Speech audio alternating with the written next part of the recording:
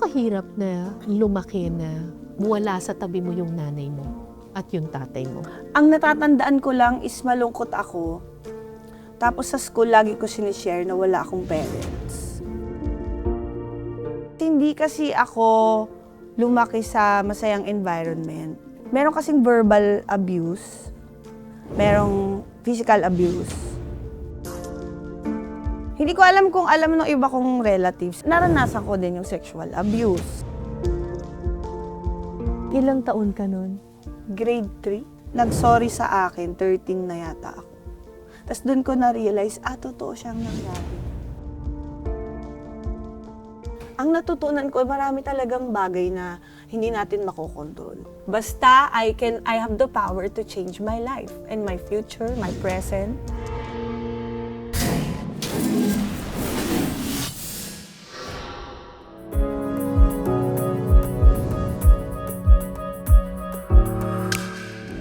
May nabasa ako, sabi nila, ang pagiging komedyante raw ang isa sa pinakamahirap na trabaho sa mundo.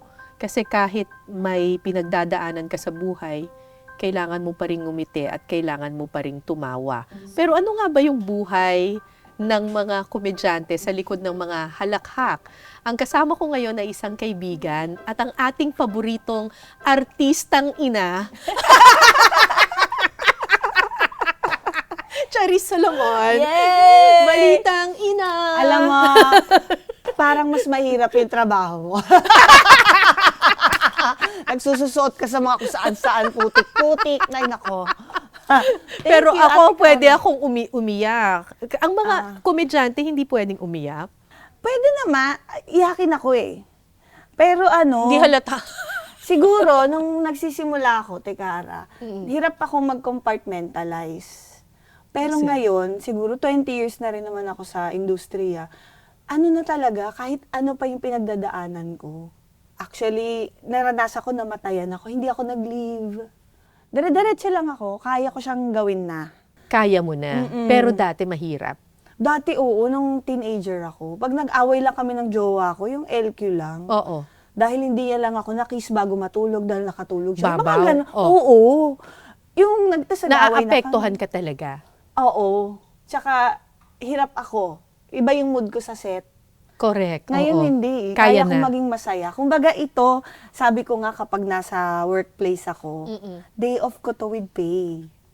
Kasi talagang tayo mga nanay, medyo hirap tayo maghanap ng me time, di ba? So, yung work, excuse siya para maka-detach ka ng konti sa responsibilidad mo sa pamilya, pero may bayad. Di ba? Correct. Recently, ginest ko si Charis sa Pinasarap. Yes. Tapos nagkaroon kami ng kusina battle. Okay na yan? Sinigang na lechon! Sosyal na sosyal. Ang galing mong magluto. Tapos nung nakita ko kung gaano siya kagaling magluto, somehow doon ko nakilala kasi nagkwento ka sa akin kung bakit ang galing mong magluto. Ay. Kasi ang sabi mo, bata ka pa lang, ikaw na talaga yung nagpapakain sa mga kapatid mo. Yes. Bakit? Kwento mo nga sa akin. Ano ba yung pinagdaanan mo nung bata ka pa lang na parang nagulat ako eh? Hindi kasi, nung bata ako, umalis ang nanay ko. 6 years old ako. Tapos, 6? yes, Okay. 6 years old. Yun yung kinukwento ko. Kinento ko ba sa'yo na, actually, nung inisip ko, kailan ba ako huling nagkaroon ng passionate hug with my mother? Yun. Nakapanty lang ako, aalis na siya, hindi ko alam na. Pupunta ka na ng Japan. Ba't siya pumunta ng Japan? Magtatrabaho siya. Kasi naghiwalay sila ng daddy ko. 4 years old ako. Oo. Ang daddy ko mayaman. Oh, Ang nanay ko hindi well off. sakto lang. Yes, sakto lang. So nakatira ang pamilya ng nanay ko sa Pasay. Oo. As in compound, doon kami nakatira, ganyan. Oo. Yung usapan yata nila, agreement nila is education lang and a little allowance, parang pambaon. Parang as little as 4,000 a month. Kasal ba sila? Hindi. Yung nanay ko ay third partner. So, hindi kayo yung legal family? Hindi, I'm the third panganay as far as I'm concerned. Okay, Yes. okay. So, nung naghiwalay sila, nung 4 years old ako, tapos 6 years old, nag-decide yun na. Nakita ko lang nag-aaral siya mag-Nihonjin, sa yellow pad, may mga Oo. words. Na So- hindi ko naintindihan bakit siya aalis. So, alam ko lang naka-denim siya. Oo. Tapos denim na maong jacket. Oo. Denim na maong! Oo. Yan, maong jacket. Pang Tapos may dala na OFW. siyang Oo. maleta. Oo. Punta kang Saudi, sabi ko, charot. Tonyo! Joke. Hindi. Punta siya, yun na nga, pupunta na pala siya ng Japan.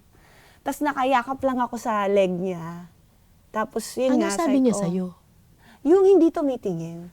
Very pampelikula yung mga lumang magulang. Alam niyo yun? Hindi tumitingin Hindi sa'yo. tumingin. Hindi tumitingin. Tapos, ginaganon ka lang. pero paano mo Yun. nalamang pupunta siya ng Japan? Naririnig-rinig ko lang. Tapos yun nga, nag-aaral siya. Tapos kasi may mga, yung isang kamag-anak namin, nagja-Japan kasi. Oo. Parang may nagtutour guide siya ng mga Hapon, tapos merong mga entertainer na mga relatives. So baka doon na ano yung idea. Kasi ang nanay ko maganda, sexy, magaling sumayaw. Alam mo ba yung familiar ka sa Bellstar? Bellstar dancers. Yes, yung gumaganon. Oo, Yan, ganun siya. Oo. Sinasama niya pa ako. Basta alam ko lang, nagsasayaw siya. So umalis siya. Una, naiwan kami sa helper, sa kasambahay. So si Yaya Gingging, isa lang siya, 4 kami. So 2 girls, So sinabi lang and yung sa'yo na kambal. aalis na yung nanay mo, tapos iiwan na lang kayo dun sa yaya? Oo. So, can you imagine yung feeling pa nung mas bata pa sa akin ng mga kapatid ko? So, parang, paano pa, 'di ba? So, naiwan kami sa kanya, tas parang, hindi ko alam kung ano nangyari, bigla na namang nawala si Yaya Gingging. Oh my gosh! Isa pa yung, breakthrough talaga, na sabi ko, realization, kailangan kapag may helper ako na aalis, they have to say bye to my kids. Kahit masakit, kahit umiyak yung anak ko, pero kailangan magbabay sila, hindi pwedeng bigla silang mawala. Ilang taon ka nun? Parang hindi nagtagal si Yaya Gingging eh. 7 years old? Siguro, tapos So, sinong nag-aalaga sa inyo nung 7 years doon old na ka? nagka-leche-leche nga.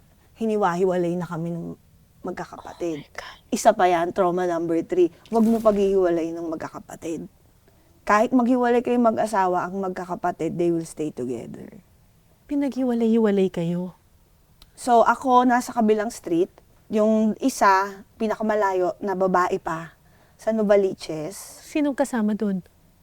Tita namin. Oo. Yung sa kabilang street, tito ko. Oo. Tapos yung kambal, nandun sa same compound, pero different house. Sino nag-aalaga sa'yo? Tito ko, kapatid ng mama ko talaga. So, pinaghati-hatian kayo ng mga tito at tita?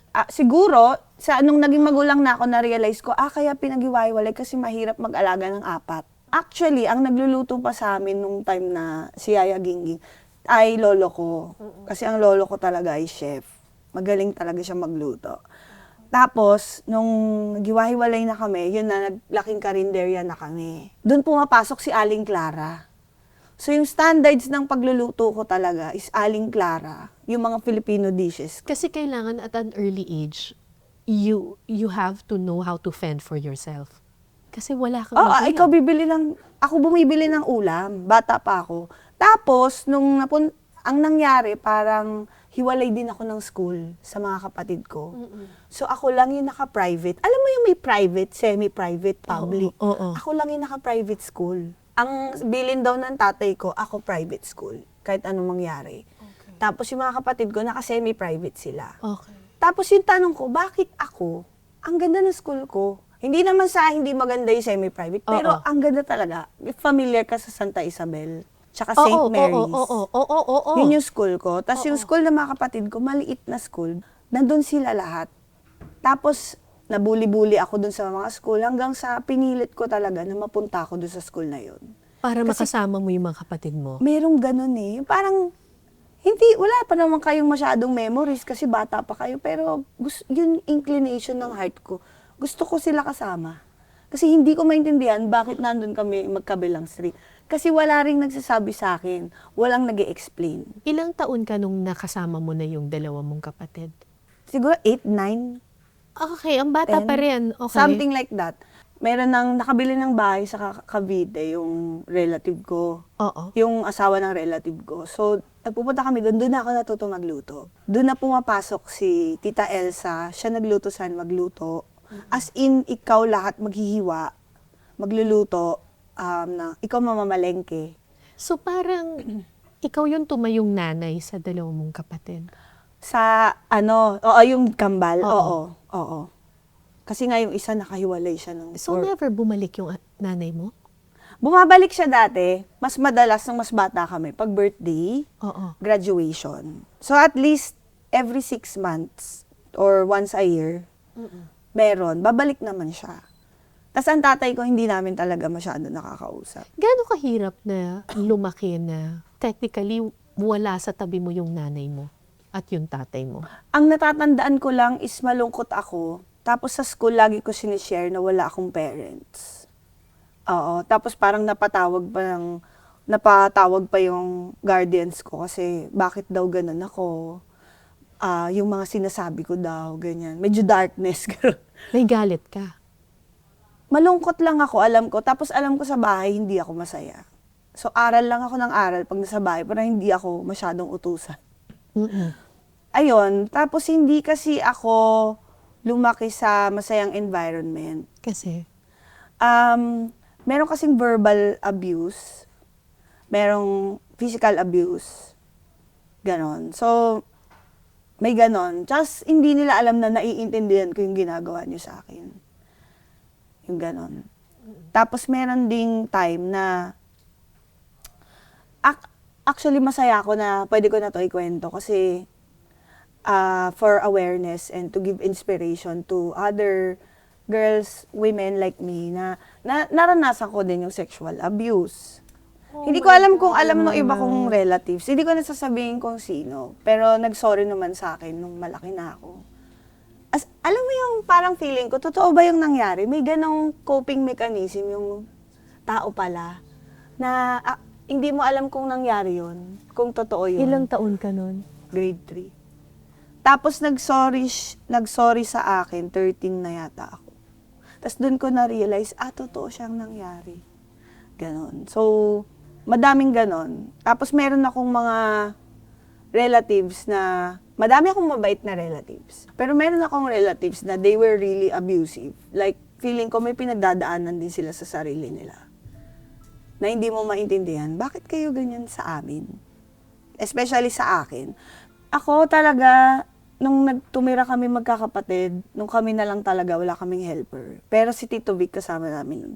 Sabi ko, nag-general cleaning kami ng bahay. Together. Nilalabas namin yung mga furnitures. Sabi namin, di ba? Kaya nating gawin to dahil sanay tayo na tayo gumagawa nito. Dahil naturuan kami ng tama. So, hindi ko naman nakita na kawawa ako nung ginagawa ko yung chores. So, kumbaga yung nangyari sa inyong trauma, parang dinistract mo na lang yung sarili mo sa pamamagitan ng chores, aral, pagtatrabaho, para matakasan mo yung trauma na yon. Siguro, pero parang mas masaya kasi ako kaysa makinig ako or makita ko yung mata mo na ganyan yung tingin sa akin.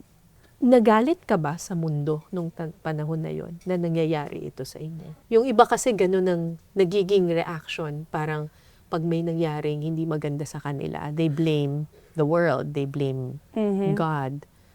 Na-explore ko yung di talaga ako proud, pero nag-self-harm ako nung bata ako. At what age? Parang 11 siguro. Oh my gosh, ang bata. Oo.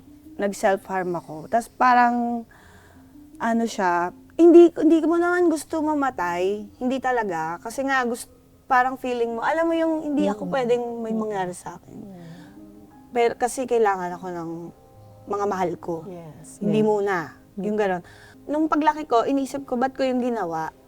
Kasi naisip ko, kasi gusto ko yung lumabas siya as physical pain. Yung nararamdaman ko inside na hindi mo siya maisigaw. Hindi ka man pwede manakit.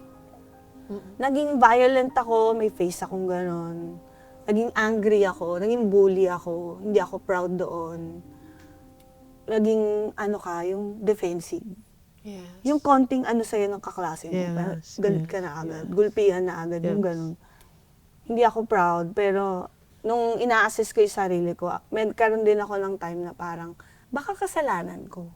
Tapos parang may time na, bakit mo ginawa yun? Alam mo namang masama yun.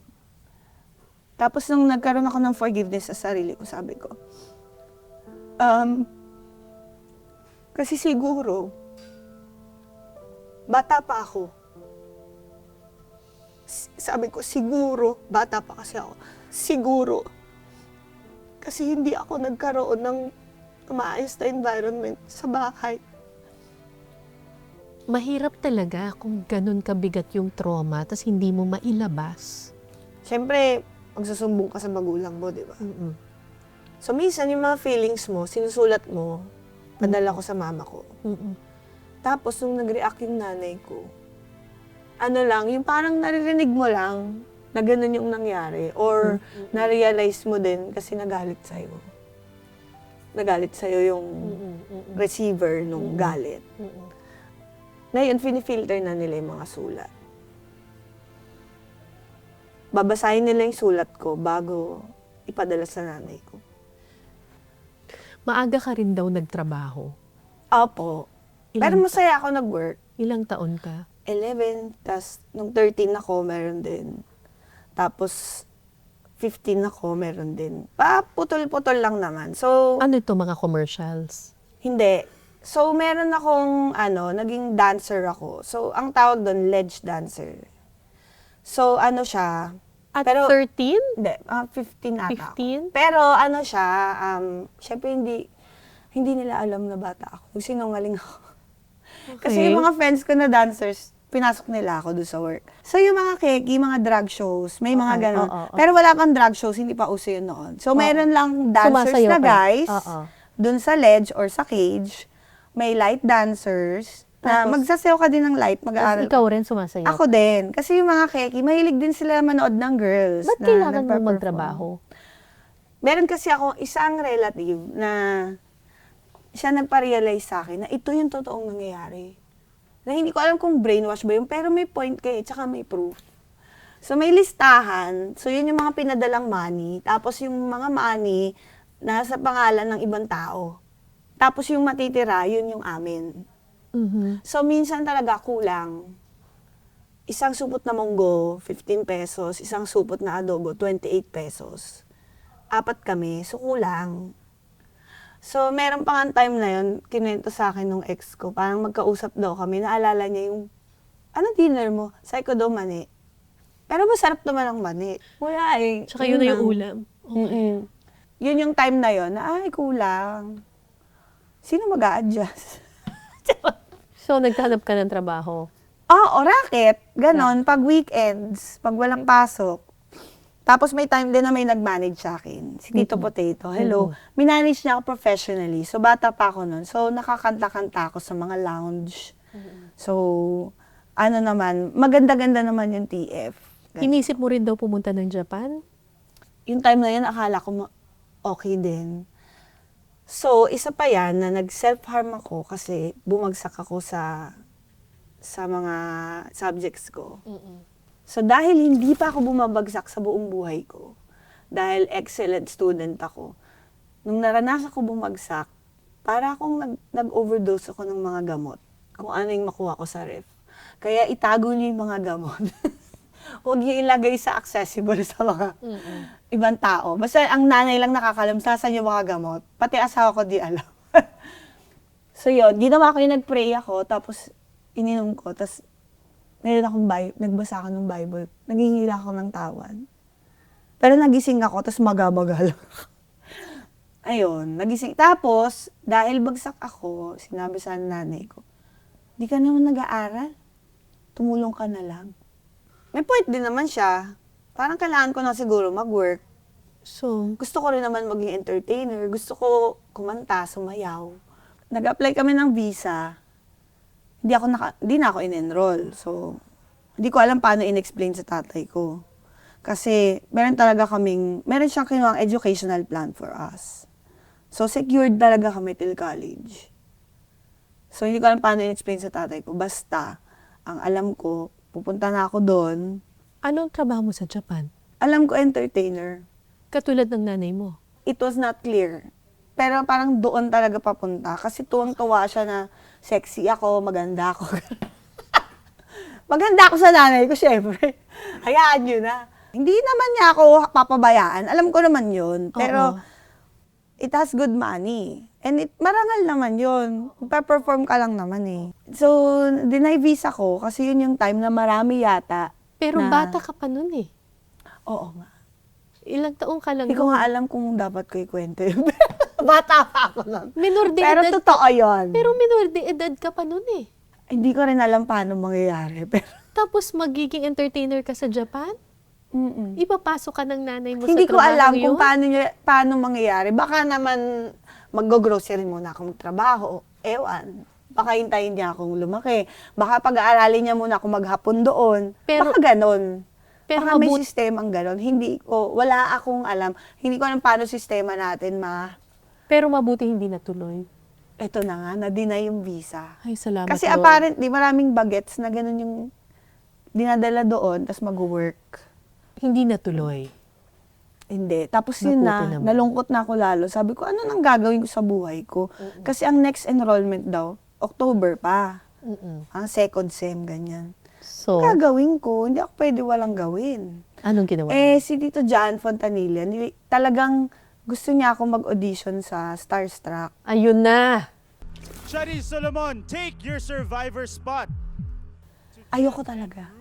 Kasi ayoko yung mapapahiya ako, matatanggal ako, tapos mapapanood ng mga kaklase ko, yung mga kaibigan Kesa ko. namang minor de edad, pupunta ka ng Japan. Ano ba naman, Chari? Ayun na nga. Tapos, Starstruck, nakuha ako. Yung day na nag-decide ako, yun na yung audition, last day. Sa GMA yun. May audition sa GMA. Natanggap ka. Natanggap ako. Wala akong material, so kumanta lang ako a cappella. Nagsayaw ako kahit anong tugtog nila. Natanggap ako. Ang kabatch mo, Sila Aljur, Chris sila Bernal, Aljur at si Chris Bernal. Matt Escudero, si Jewel Mish, si Rich Asuncion, yan. Si Jessie. Ala, ang lalakas. Oo. Maganda yung batch namin. Masaya Oo. din. Oo. Doon na nagsimula yung iyong showbiz career. Mm-mm. Again, wala akong masyadong financial support. So, yung boyfriend ko that time, hindi naman siya yung mayaman na spunky. Ordinary person. Wala akong pambili ng nude underwear. Ano ba yung nude underwear? Di ko alam. Yun yung pinapadala ng stylist. Yung parang peach, parang hindi babakad Cream, oo. sa white, yung gano'n. So yun, kailangan ko nun. So siya bumili sa akin, nasa Changi kami sa Green Hills. Pinilan niya ako, tapos ninatid sundo niya ako. Yung t-shirt, kailangan naka-white t-shirt. Wala akong white t-shirt. Yung kapatid ko na half Japanese, anak ng nanay ko sa Hapon. Hapon. May t-shirt siya na puti. Maliit pa siya nun. Nagkasya sa akin. So bitin. Oh, so Uso nun mga Lois, Christina Aguilera, oh, di yung British sexy Grace. mo. Dahil napansin ako. Nung Natanggap. no makeup, yun. Kaya pinackage tuloy ako as sexy star. Malaking pagkakamali. Hindi ko kaya yung mga ganyan-ganyan, nilalagdat ako. Paano ka Hindi ko naging kaya. komedyante? Ayun na, si Tatay Romel. Oo. Gines nila ako sa Star Talk. Subject, Pretty Girl. Dahong Pretty Girl na ito. So, may segment doon yung The Who. Meron ding Star Talk, Strakatak, na parang Oo. mga mabilisan na chismis. Comedy kasi yun. So, parang magmo-model ka na fierce. Pagdating mo doon sa camera, magwawaki ka. Baybali. Alam ko yan! Natatandaan ko yung ganyan! Functionary, matinee idol, past tense of matinee idol, meaning Siguro siya. May potensyal. Oo, nakakatawa siya. Hindi pala siya sexy star. Gagano. Inano niya na ako sa bubble gang. Kung pinilit, yung term pinilit na. Kasi he had so much faith in me. At doon na nagkaroon ng complete turnaround yung buhay mo. Doon. buong sweldo, buong buwan. Una, medyo mahirap nung una kasi kailangan kong umalis sa Pasay. Kasi medyo may 200 ka, may 100 ka. Medyo maliit pa lang naman sinasahod dati. Pag pa 200 araw-araw, malaki. Parang kailangan ko munang umakyat ng bundok na walang dala-dala. Para magaan, mas mabilis. Mm-mm. So, masakit sa akin, nandun na iwan yung mga kapatid ko. So, nag-apartment muna ako na, apartment lang, parang ang bayad ko 5,000 a month. Balungkot kasi mag-isa ako for the first time in my life. Pero, nung sabi ko mag-iipon ako, hahanap ako ng parang townhouse. Oo. Na madadala ko yung mga kapatid ko. Tapos, alam mo yung ayaw nila umalis ng Pasay. Sobrang takot sila sa change. So, kailangan ko silang kausapin na, halika, dito tayo. Kailan, Tapos kami na lang talaga. As in kami na lang, kami lahat. Kailan mo nabuo yung pamilya mo? So, nag-artista Kayong ako magkakapatid? 15. So, 1 year, mga 1 year ako, 8 months nga lang eh. Pero nagbabakasyon na may mga kapatid ko doon pag walang pasok. Pero yung kailan yung Siguro mga nabuo mo na ako, kayong magkakapatid? 17, mabilis lang. That's 17. nice. Hindi ako yumaman agad. Wala, hindi naman malaki ang sinasahod namin. Medyo malaki yung, expensive yung, sabi ko nga, yung knee-high boots. 3,000 lang yung TF, tapos pinapadala ka ng knee-high boots. Paano ko mabibili yung knee-high boots? Mag-aabono pa ako. Mga ganon. So, 17 years old, Parang nabuo mo na yung mga kapatid mo? yes, hiwalay na kami. Doon na kami. Meron na kaming sarili. Anong pakiramdam no na finally magkakasama na tayo? Nabuo mo na? Masaya kasi din yung kapatid kong babae, nakasama na namin. Parang siya na yung naging nanay, ako yung tatay kasi I'm always working. Tapos yung kambal, hindi ko nga sila, alam mo, nung bata kami, hindi ko sila masyadong nakakausap. So, yung 17 years old kayo yung pinakamasaya dahil you're together, magkakasama na kayo kahit mahirap. Oo, Buo- actually, hindi buo na kayong masyadong mahirap. magkakapatid. Hindi kasing hirap ng buhay ngayon. Tsaka nung bata ako, parang yun yung bachelorette day ko. Pero alam mo yan, parang naging bachelor phase ka, bachelorette phase. Hindi nga ako nagkaroon nun. Kaya sabi ko sa mga friends ko na bachelorette era, Oo. sabi ko, enjoy niyo yan. Kasi daw minsan nakakalungkot daw mag-isa. Totoo naman, pero hanap ka ng ganap. Ang saya kaya niyan. Yung nanay mo, napatawad mo na ba yung nanay mo? Kailangan eh. Mm. Pero hindi naman kailangan maging chami-chami sa tingin ko. Kasi parang kailangan din i-acknowledge ko din yung pinagdaanan ko. And hindi ko naman kasalanan na lumaki akong detached. Correct.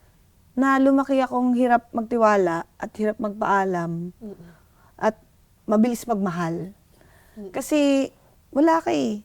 So, tapos parang feeling ko may mga nangyari sa akin na hindi na alam niya, pero wala siyang magawa about it kasi nga kailangan niya magtrabaho. Kasi she's working not only for her kids. Siyam sila magkakapatid, siya bumubuhay doon. Mahirap din ang pinagdaanan ng nanay mo. Yun yung responsibility na gusto niyang dalhin eh. Unfortunately, I was against it. Kasi anak kami. 'Di ba? Kailangan mabigyan kami ng ginhawang buhay. Akala ko pumunta siya doon for us. Pero well, hindi mo nga naman kayang pabayaan yung mga kasi pati anak ng mga kapatid niya siya nagpapaaral. Kasi sila yung nagbabantay sa amin. Eh yung father mo, do you have a relationship with your father? So, yung tatay ko, talagang I've always looked up to him sa mga acknowledgements niya from janitor to wow, ang galing. Na pinag-aral siya ng mga madre. Tapos he got to where he is until mamatay siya. Siguro hindi as a father, pero as a person, as a human being na galing talaga sa pinakababa. Tapos andoon. Like, a life well lived, I think.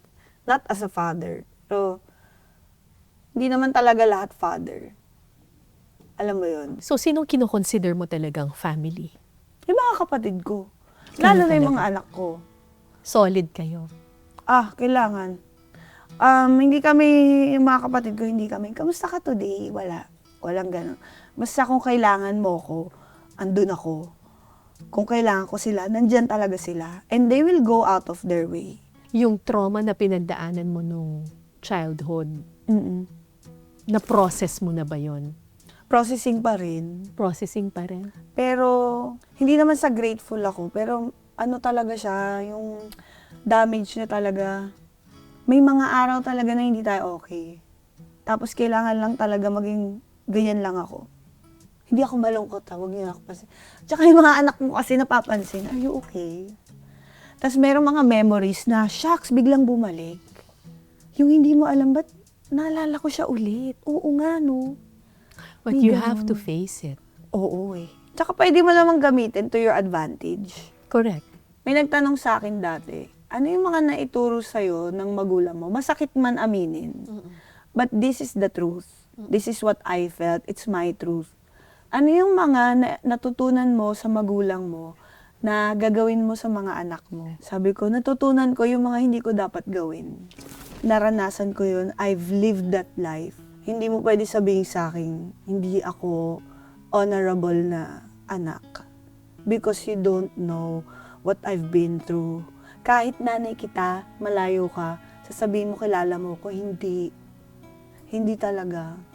But I'm not mad at her. Pero, yun lang, hindi ko lang talaga magets yung relationship ng parents and anak. Natutunan ko yon sa ex ko, kasi may nanay siya. Natutunan ko yon sa partner ko ngayon, kasi ang pamilya niya sobrang close. Sobrang family-oriented. To the point na minsan, bakit ano? Ba't ganun? Pero paano mo nagawang mapatawad yung nanay mo? Kasi I have to honor my parents. Yes. Sabi ni Lord. And gusto ko, yung mga anak ko, they will honor me also. So para talaga ito, maging mabuti akong nanay. But my kids know. They know yung nangyari sa akin nung bata ako. Hindi man lahat, but they know the gist. I have to show my kids na nanay ko pa din niya. At saka, may pinagdaanan din siguro siya. Kaya I'm ganun sure. ang nangyari. Mabigat Bigat ng din pinag- siguro para sa kanya. Ngayon ko lang yan nare-realize na wag ka, sarili mo lang yung iniintindi mo. Huwag ka masyadong, okay, grabe pinagdaanan mo, pero hindi lang ikaw may feelings. May kanya-kanya tayong pinagdaraanan. Oo, may mga battles tayong sari-sarili. And hindi ko lang talaga na-appreciate yung life choices ng magulang ko. Pero, trip mo yan eh. Basta, I have the power to change my life and my future, my present. Correct. And I will do that. Ano sa palagay mo yung pinakamalaking lesson sa buhay mo? Kasi sabi mo, you feel that you need to share what you've been through. Kasi alam mo may matututuan ng mga tao dito. Tsaka like, ikaw kasi yan, ang dahil ko natutunan sa'yo, ilang beses pa lang tayo nagkakasama. So I really have high respects for you and you really care a lot. And you go out of your way. So sabi ko, this is the right moment, this is the right venue, you're the right person. Ang natutunan ko, marami talagang bagay na hindi natin makokontrol. Totoo. But you can work your way around it. Totoo yung when life gives you lemons, you know, you make it sweet, na ikaw meron kang power. Don't let it like have control over your life, the bad things, because bad things will happen. There is no light if there is no darkness. Doon pumapasok si Lord. Pag alam mo, trust your gut. Lalo na yung mga teenager, takot na takot ako, magkaanak talaga ng babae. Sa mga magulang, kausapin niyo yung mga anak niyo. Yes. Hindi nag-uusap matatanda. Ganon. You can, okay, nag-uusap sila, pero involve them. Yes. Gawan mo ng paraan, paano mo ikukwento yung mga bad things. If necessary, malaman nila. Talk about your feelings, because they will do the same to you. They will be open to you. Show vulnerability. You cry in front of them. Life is good if you make it good. Di ba? Yeah. Tinanong nga sa akin, ano ang totoong impyerno para sa'yo? So, isang foreign person. Foreigner siya, na CEO, ganyan. Sabi ko, ang feeling ko, ang hell, itong buhay na to. Itong earth. Pero, i-define mo kung hell mo siya. You know, there is heaven, pero wala talagang totoong hell kung you will live it. You like, make your own heaven and you make your own hell. Live it with God para yung hell mo hindi mangyayari. But bad things will happen. It will. Pero you have to be strong and know and acknowledge your strengths. Yes. And you choose happiness. As much as possible, you choose happiness talaga. Where are you going, guys? I think kaya ka matatag is because of other people. Because napakalaki ng puso mo para sa iyong pamilya. In spite of everything na nangyari sa'yo, you continue to push through and live. Kasi meron kang mga kapatid na minamahal mo at ngayon meron kang mga anak Yes. and you're living for them. Masarap magmahal eh. Di ba? I care a lot. Kahit nga minsan di ka minamahal, love back. Kahit di ka nila love back. Pero ikaw, bigay ka pa rin ng bigay. Hindi ka naman spunky nun eh. masaya ka kasi nagmamahal ka. It makes you happy and it's okay. Diba? Ayokong sabihin to, pero in a way, your mother made you a better mother. Yes. Yes. Your experiences, yung mga darkness na naranasan mo in the past, yun ang humubog sa'yo at nagpatatag sa'yo para maging mas mabuting ina. Kaya naintindihan mo na ngayon yung mga magulang na alam ko na yan. Ganyan din ako nung bata ko, mas malupit pa ako. Kasi totoo pala yun. Kasi sila din, talagang may mga malulupit din na karanasan. So, we have to protect our family, our kids especially. Thank you, Charis. Thank you, ate. Maraming salamat. Para naman ang tong strong mo. parang PT session. Hindi, pero Charis, Masaya. Masaya. Masaya ako face tumigil. face your trauma, face your fears. I will. Pag hindi tayo okay today lang. Correct. Tsaka first ko tong, work ba to? First work ko to for the year.